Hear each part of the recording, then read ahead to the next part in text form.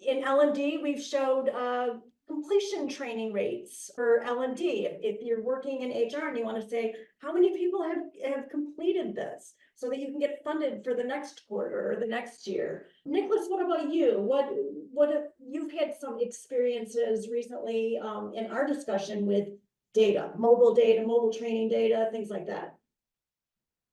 Definitely. So while I am in art and design education, I am kind of a unique subset that focuses on statistical analysis. So thinking about our data sources, all that data is a particular way to view the world. It's a very small snapshot, and the context around that data is quite important. So through tonight's discussions and examples, we'll show how imagery can help reveal that type of information. But that type of information, it can just be that straightforward how many people completed certain amount of training or got certain activities done or completed.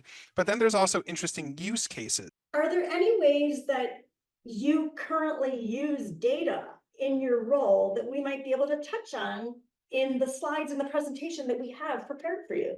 Yeah, absolutely. So I love the idea, one, using data to influence and also to help others visualize. So in my role as a workforce development director, oftentimes I am trying to help the business line leaders understand why workforce development is so important. For example, a lot of times they tend to think that they can recruit their way out of, but we know that in the workforce today, there's not enough healthcare workers, and so we have to grow our own. So I have to create the business case for them to give up some of their operational budgets to grow their own, although that will take, a year or 18 months. With your data, how much of it is being manipulated by AI? I think going back to Tammy's question, should we be concerned if we upload an Excel spreadsheet and say, these are the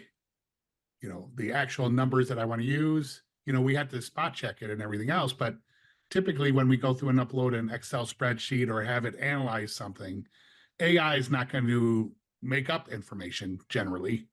Yes, and I will say I actually have a quick example of this, and I also see in the chat Anne was asking about how successful are you at changing diversity within image generations? And what I think is important when we're thinking about AI generations is that AI, all these systems are weighting variables differently. So what someone does in ChatGPT is not going to always be the same as what it's going to look like in Adobe Firefly or Midjourney or Stable Diffusion. And all of these are varying and developing different ways. So diversity and inclusion, very important. And I actually have an article coming out later this year using critical race theory to address systematic perpetuation of bias in algorithms. So this is something that is definitely needed. And when we were also talking about AI and hallucinations, I would say if you have an IT department with a stance on what is and isn't acceptable for AI programs, that can save a lot of your own hassle.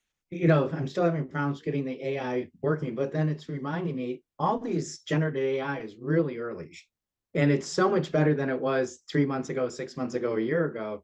But where AI or the Copilot, the ChatGPT tools that I'm using, it does a really good job helping coach me on why not use hot air balloons or hockey benches or thermometers. So I think it does do a good job with coaching me to kind of think out of the box. If I explain that here's my data, here's my target audience, I like to create an emotional impact or what takeaway I would like to have the visual do. It can explain what to create. It just I'm having problems having it generated for me with a snap of a finger.